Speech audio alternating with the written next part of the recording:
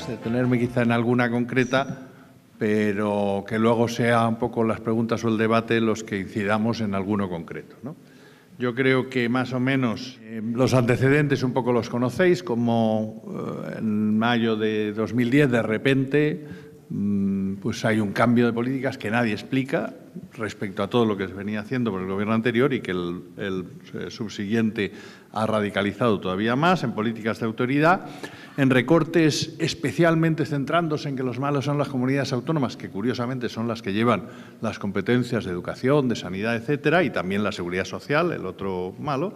Y esa idea se ha repetido en la presentación de meternos el miedo y de que no hay otra alternativa y que es inevitable hacer esa política, ¿no?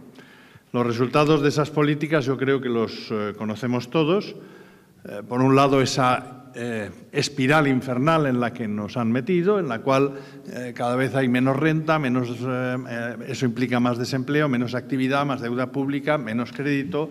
Los costes laborales caen porque tenemos que ser competitivos, pero curiosamente los excedentes empresariales aumentan aún más, con lo cual lo que estamos haciendo no es tanto aumentar competitividad, sino redistribuir claramente rentas, pero obviamente eso afecta a que cae la demanda interior, cae la recaudación de los impuestos porque no hay actividad, al no haber demanda no hay inversión tampoco y en general se está produciendo un desmantelamiento del tejido empresarial, un fortalecimiento de la estructura oligopolística, es decir, frente a esa idea de la competitividad cada vez hay menos competencia dentro del mercado, con lo cual cada vez hay, como sabéis, más margen de beneficios y sin que aumente el bienestar general y destruyendo los centros de investigación y, en el fondo, destruyendo el futuro. Y entre los resultados, sin duda, uno de los más sangrantes, se ha hecho mención a ello también, es los datos de pobreza y de desigualdad, que son impresionantes, los 12 millones de personas bajo el nivel de la pobreza, 3 millones de familias con menos de 300 euros, la pobreza infantil, casi un tercio de la población inferior a 16 años. Esta cifra es espeluznante, ¿no? Es de estas que efectivamente tendrían que hacer salir a la calle a cambiar la situación, ¿no? Y esa desigualdad creciente, si ya estábamos en unos niveles por encima de la Unión Europea, de diferencia entre 20% más rico y más pobre, ahora se ha acrecentado en muy pocos años, hemos pasado ya a 7,5 veces como desigualdad, ¿no? Y además es algo que no nos pilla por sorpresa, porque son políticas que ya habían fracasado en los años 30, que han fracasado en América Latina, en el este asiático y en África, cuando el consenso de Washington impuso estas políticas y que ha significado décadas perdidas en términos de crecimiento y en términos también de distribución de la renta, ¿no? Entonces, son unas políticas que se basan además en modelos teóricos, matemáticos muy bonitos, pero absolutamente falsos, porque se basan en presupuestos que la realidad desmiente cotidianamente y los resultados desmienten cotidianamente, ¿no? Y entonces, a pesar de todo, pues nuestros colegas en las publicaciones siguen defendiendo y hasta recibiendo premios Nobel por seguir defendiendo unos modelos que no responden en absoluto a la realidad. Como decía algún clásico economista liberal, peor para la realidad, ¿no?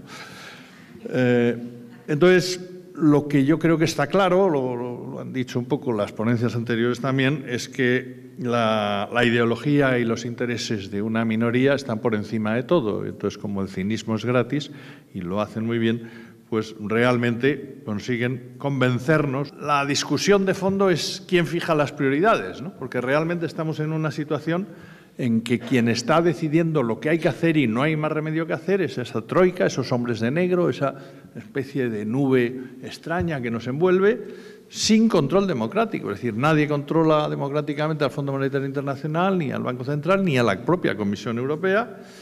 Y esto me recuerda a aquello que escribió Amartya Sen de que donde hay democracia no hay hambrunas, ¿no? Y el problema es un poco ese, que ahora estamos volviendo a ver aparecer el hambre en sociedades como la nuestra y en Europa, en el fondo, porque empieza a no haber democracia. O sea, porque empieza a haber un vaciamiento real de la democracia.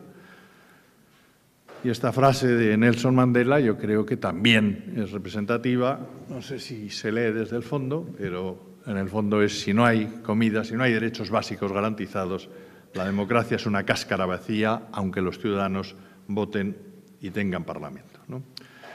Entonces, sin duda, un poco me toca hablar sobre todo del presupuesto público y donde el déficit, la deuda y los recortes de gastos, etcétera, son la corriente. Pues todos sabemos déficit es ingresos menos gastos. Si sale negativo, pues es que hay déficit, y si no habría superávit. Entonces, algunos matices un poco técnicos. Uno, en los documentos, incluso en los documentos de la Comisión Europea, cuando se habla de que hay que controlar el déficit, se habla del déficit estructural. Es decir, evidentemente en tiempo de crisis hay menos ingresos y por lo tanto hay un déficit corriente, pero lo que hay que controlar es el estructural. Entonces eso, que parecía muy claro, luego a la hora de las políticas dicen no, el déficit corriente o nominal, con lo cual obligan a un ajuste muy superior, ¿no? Segundo, déficit versus insuficiencia presupuestaria. Volveré en algunos casos sobre ello, ¿no? Pero hablar de déficit en determinadas cosas depende del presupuesto que usted ponga para eso. Es decir, hay déficit de seguridad social. Oiga, depende del dinero que usted ponga para la seguridad social. ¿Por qué no dice que hay déficit en defensa? ¿Por qué no dice que hay déficit en el presupuesto de la Casa Real? ¿No? Es decir, tenemos unos recursos y lo que tenemos que decidir es a qué lo dedicamos. Y ese es el debate, ¿no? Entonces, el déficit, la deuda, la carga de la deuda son debates también cargados de prioridades, de elecciones, de ideología. Yo quiero dejar claro una cosa. Es decir, a largo plazo, una situación de carga de la deuda, de déficit, etcétera, se hace insostenible. O sea, que tampoco quiero caer en demagogias. El tema está, uno, discutamos la deuda y cómo se financia, lo van a hacer otros mejor que yo después. Dos, cuáles son los ritmos y los medios con los que corregimos eso, ¿no? Eso yo creo que es importante. Entonces, bien, coincidimos, hay que reducir el déficit, no podemos ir a una carga de deuda brutal que, no sé, me parece que sí, que por fin, como he quitado muchas transparencias, pero me parece que esa sigue, que podamos realmente hacer sostenible el presupuesto y que podemos dedicarlo a bienes públicos y no a pagar intereses de deuda, todos los presupuestos, ¿no? Y para eso hay distintas alternativas. Simplificadamente, casi aritméticamente, tenemos tres. O gastar menos, o ingresar más, y gastar mejor. Y a todas ellas haré un poco referencia. Pero en todo caso, el debate profundo es cómo marcamos las prioridades. ¿Qué elegimos de todo esto? Porque evidentemente, a mí es obvio que si en todas las encuestas preguntan ¿usted quiere pagar más impuestos? Y todo el mundo dice que no. ¿A quién le apetece, le gusta pagar impuestos, ¿no? Pero al mismo tiempo dice, pero usted quiere menos sanidad, usted quiere menos educación, usted quiere menos limpieza, usted quiere menos servicios públicos, usted quiere menos atención a la dependencia, menos pensiones. Y es un clamor el no.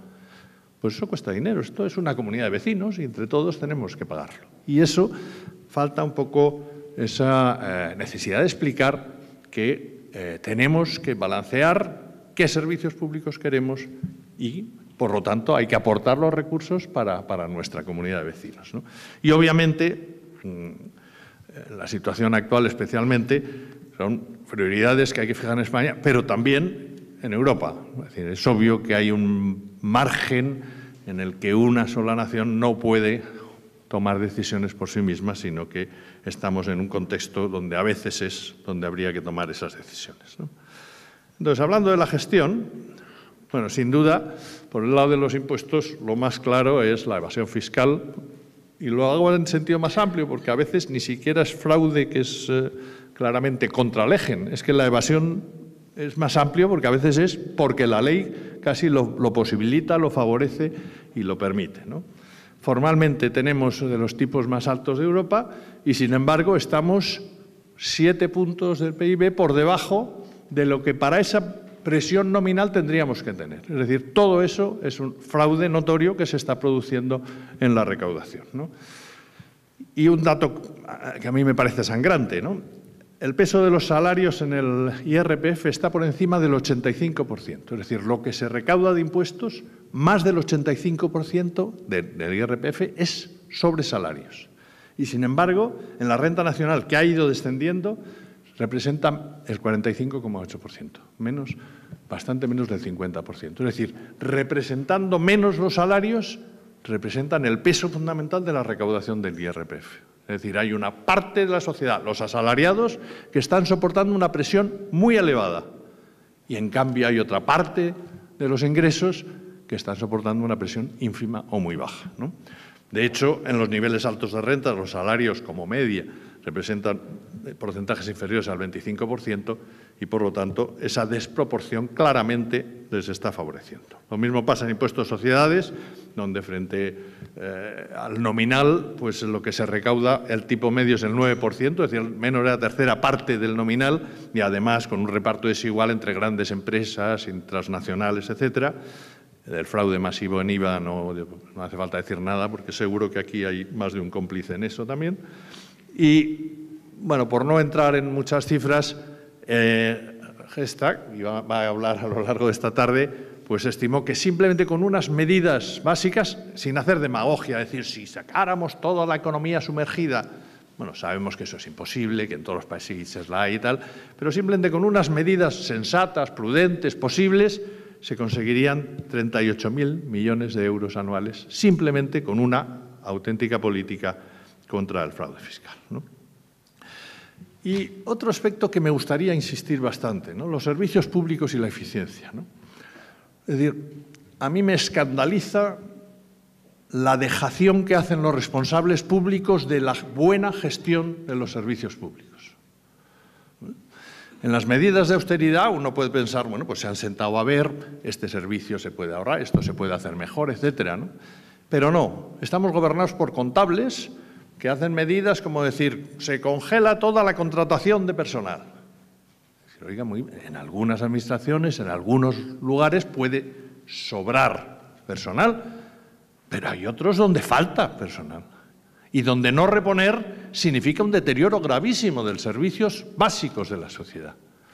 O cortamos a todos los servicios un X%, o la inversión nula. Es decir, oiga, lo que usted tiene que estudiar es servicio por servicio cuáles son las medidas adecuadas y habrá que fortalecer unos y a lo mejor sí, hay que suprimir otros, porque son hoy inútiles o similar, ¿no? Por otro lado, en la gestión es absolutamente increíble cómo los responsables de esa gestión con frecuencia están desincentivando, desmotivando, insultando a los trabajadores.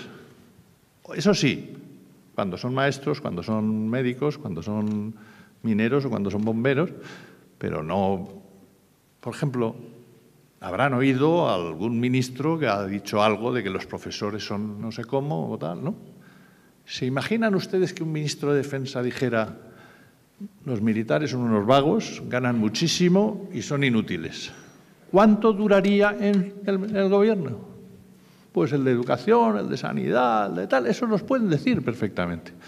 Y eso, evidentemente, como elemento de gestión, es increíble. Primero, porque al final es el capital humano el que saca las cosas adelante, son los trabajadores los que lo sacan adelante. Yo he dicho alguna vez que en educación, en vez de esas grandes medidas generales, cada gobierno que llega, que hace una ley, ¿por qué no dedican su tiempo a arreglar los pequeños problemas y la gestión cotidiana? ¿Por qué no realmente dedican su tiempo? Y entonces cuando sale alguien, ¿no? Yo hablo de la despreocupación del servicio público, las mismas privatizaciones, ¿no? Que la alcaldesa diga, no es mi problema, es de la empresa con sus trabajadores. Oiga, pues váyase usted a casa. Si resulta que la limpieza de la ciudad no es tema de la alcaldesa, que es de una empresa y tal, pues ahora elegiremos o exigiremos, ¿no? Las privatizaciones, digamos, yo voy a ser, digamos, prudente y voy a decir, vamos a debatir de privatizaciones, pero en todo caso, garantíceme usted el servicio público y garantice usted las condiciones de ese servicio público. Pero si va usted a privatizar y luego se desentiende del servicio público, la respuesta tiene que ser no bajo ningún concepto.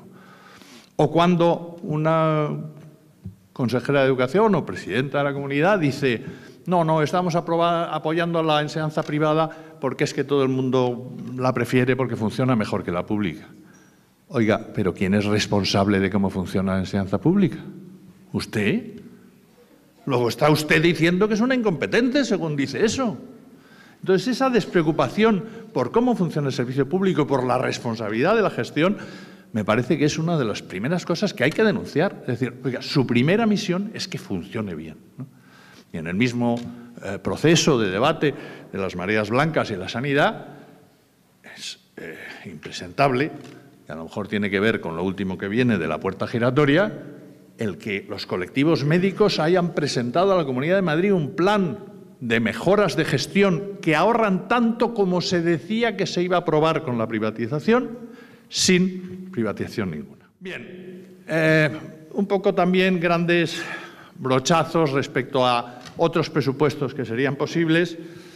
Pues primero que el objetivo tienen que ser más ingresos, no menos gastos, ¿eh? Simplemente comparando con Europa vemos que estamos 7 puntos por debajo de 8 puntos en ingresos públicos, 6 puntos en gasto público. Es decir, que si corrigiéramos el déficit público, seguiríamos estando por debajo en presión fiscal y en gasto público respecto a Europa. Por lo tanto, el problema no está tanto en el gasto, sí está en gastar mejor, en gestionar mejor, pero no en reducir cuanto en tener más ingresos. Para todas las administraciones públicas, es decir, esto de que se haga una reforma fiscal y no se hable del sistema de financiación autonómica al mismo tiempo, oiga, pero si el grueso de educación, sanidad, etcétera, está en comunidades autónomas, tendremos que hablar de una reforma fiscal hablando al mismo tiempo de las comunidades autónomas, porque si no volveremos a tener los problemas siempre, ¿no? Yo creo que está claro que hay que ir a un sistema más simple, que desaparezcan la mayor parte de los beneficios fiscales, que no estimulan realmente, sino lo que hacen es el empresario que emplea y luego dice, a ver qué beneficio fiscal puedo conseguir para ese empleo que he conseguido, pero no emplea más por ese hecho, ¿no? Sin duda, los paraísos fiscales, recordáis que en la primera cumbre del G, no sé cuál de los Gs, el 8 o el 20, que se reunió en 2008, 9, ¿no? De las primeras cosas que dijo es lucha a muerte contra los paraísos fiscales. ¿Alguien ha visto algún avance en la lucha contra los paraísos fiscales? Y sin duda una política no de austeridad, sino todo lo contrario, de estímulo a la actividad, porque eso es lo que hace que se recaude más y lo que ha hecho caer la recaudación, el que no haya actividad económica, ¿no? En cuanto a los grandes impuestos, pues evidentemente en el de la renta, por lo menos igualar el trato del trabajo del capital, no esa desigualdad que hemos visto, una imposición sobre el consumo que diferencie claramente entre grado de necesidad y lujo. Es increíble cómo desde la Comisión Europea se ponen trabas a cualquier intento de meter progresividad en la imposición sobre el consumo, una imposición sobre sociedades simple y recuperar, por supuesto, la imposición sobre sucesiones y sobre la riqueza, que hoy tiene un tratamiento absolutamente beneficioso, ¿no?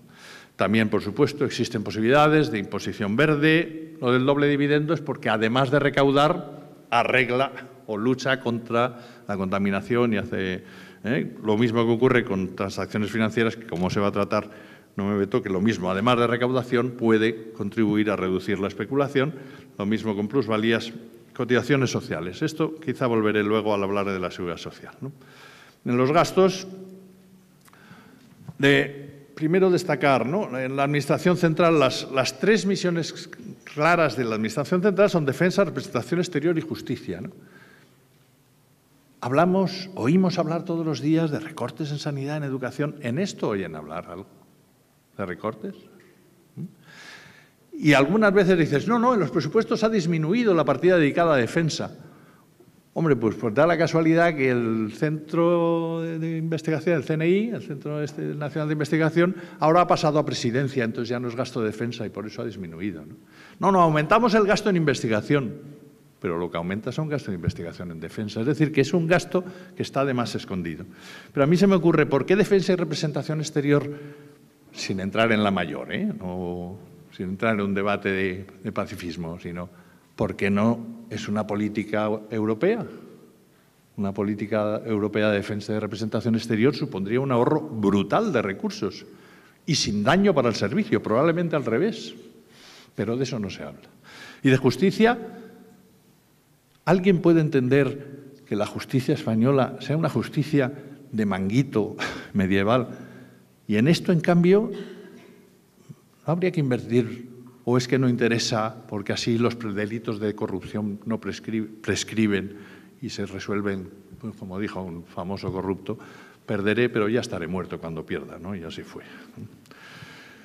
Y luego otros gastos, ¿no? Intereses, ¿no? Intereses de la deuda significa una parte importantísima, me parece del orden de 1/3. Significa más que el gasto corriente de todos los ministerios en estos momentos, ¿no? Y entonces una de las razones está en que el Banco Central Europeo, esa institución aséptica, técnica, etcétera, independiente, no puede prestar a los gobiernos. Entonces presta a los bancos y los bancos prestan a los gobiernos. Si el Banco Central Europeo prestara directamente a los gobiernos, tendríamos la 4ª parte de gasto de intereses. Reduciríamos 3 puntos aproximadamente nuestro déficit, de golpe. Y los bancos, en vez de dedicar el dinero que cogen a prestar al sector público, a lo mejor prestaban a las empresas, que buena faltaría, y a los particulares, ¿no? En la clase política, yo no quiero hacer demagogia, porque también hay muchos que lo están utilizando en sentido antidemocrático, pero es cierto que es el fuero también. En una situación como la actual, la clase política debería ser mucho más sensible y hay una serie de gastos y de incrementos de gastos que deberían revisarse. Y por último, la inversión, y sobre todo inversión, desarrollo, en investigación, desarrollo e innovación, es el futuro. Cortar ahí, que es lo más fácil, pues no invertimos, significa años de retroceso que será muy difícil recuperar, ¿no? En cuanto a los servicios públicos sociales, el estado del bienestar, yo creo que es fundamental que hagamos un debate profundo sobre el estado de bienestar que queremos para el siglo XXI, ¿no? Yo creo que los progresistas en general han cometido el error de defender el estado del bienestar y entonces se han convertido en conservadores. Yo creo que el reto es no decir, no, vamos a hablar del estado de bienestar, un estado de bienestar sostenible, eficiente, etcétera, ¿no? Y basado en 3 grados de las prestaciones, ¿no? Por un lado, existe un derecho fundamental inalienable a toda una serie de prestaciones que tenemos que garantizar a todos los ciudadanos por el mero hecho de ser ciudadanos y gratuitamente. Y esos son intocables.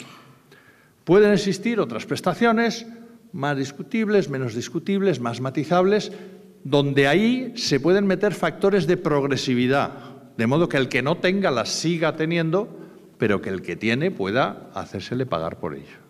Debate. No es nada fácil y tiene muchas pegas y es un debate que nos llevaría muy lejos. Y luego, por supuesto, puede haber prestaciones no garantizadas, es decir, pues en sanidad, pues determinados medicamentos que no curan o similar es su problema, o si es puramente estético, o si es puramente tal, ¿no? Es decir, hay prestaciones que no tienen por qué estar dentro del sistema público. Y ese debate yo creo que hay que hacerlo. Y en cuanto a las prestaciones monetarias, sin duda la clave de las pensiones, hay que desmontar mitos, ¿no? El mito de la quiebra de la seguridad social, el mito de que los activos son mucho menos que los pasivos cada vez más, el mito de las cotizaciones que no dan para cubrir. Vuelvo a lo que decía antes. ¿Dónde pone o por qué consideramos un dogma intocable que las pensiones se cubren con cotizaciones de los trabajadores? Hay muchos países donde esto no es así. Yo creo que lo primero que hay que romper es esto. Mire usted, las pensiones son un gasto público más dentro del presupuesto global del Estado. Y esas predicciones apocalípticas, yo recuerdo cuando empecé a estudiar el tema de las pensiones a principios de los 90, nos decían que en 2020 quebraba la seguridad social.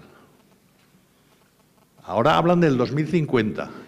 Y cuando hablan del 2050, hablan de que va a significar un 15% del PIB.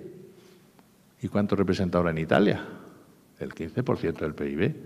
Y en Francia y en Alemania están en el 13% o por ahí. O sea que no nos engañen con eso. O sea, parece más publicidad de planes de pensiones privados que realmente una crisis. Lo cual no quita la realidad demográfica. Es decir, es verdad. Hace 50 años la esperanza de vida de quien se jubilaba media era a lo mejor de 5 años y ahora es de 15 o 20. Por lo tanto, significa que hay que financiar 4 veces más que hace unos años. Y eso obliga a replantear también en la misma línea, 3 grados, garanticemos pensiones mínimas, garanticemos una parte progresiva y luego el que quiera completar que lo sea. Y en cuanto a los subsidios, pues hay mucha proliferación, ligados a campañas sectorales, a cierta demagogia, el cheque bebé, la maternidad, la emancipación, la renta de inserción, etcétera. Todos ellos son fundamentales, pero tal como se producen son irregulares. Quizá el debate, como se mencionaba, de renta básica de ciudadanía puede ser la salida que al mismo tiempo luche contra la pobreza y consiga un tratamiento más equitativo y estable del problema, ¿no? A modo de conclusiones, ¿no? Primero, el déficit se produce por la caída de ingresos y no por exceso de gasto. Por lo tanto, es en ingresos, en fraude, en evasión, donde hay que poner el acento y no tanto en reducir gastos, lo cual no quita que algunos puedan reducirse. Las políticas de austeridad, como ya sabíamos por la experiencia histórica, nos llevan a una espiral destructiva y con el pretexto de la crisis, ¿qué es lo que está pasando? Que se está redistribuyendo la renta en favor de unos pocos, se están provocando situaciones insostenibles de desigualdad y pobreza, se están desmantelando derechos sociales y laborales básicos y se está socavando la democracia. Yo creo que hay que decir estas cosas muy rotundamente, ¿no? Entonces, hay que decir que sí, en el ámbito que hoy me tocaba, que otro presupuesto es posible y que también, resumiendo, están aquí algunas de las ideas que he ido exponiendo, que en el fondo es conseguir un sistema impositivo más justo, equitativo, progresivo, que los más ricos paguen, que los asalariados paguen menos de lo que están pagando porque están soportando toda la carga y que el gasto se decida democráticamente y progresivamente. En todo caso, lo que hay que apostar es por el futuro y por la gran mayoría, por esos 99% de ciudadanos. Perdón por la rapidez y muchas gracias.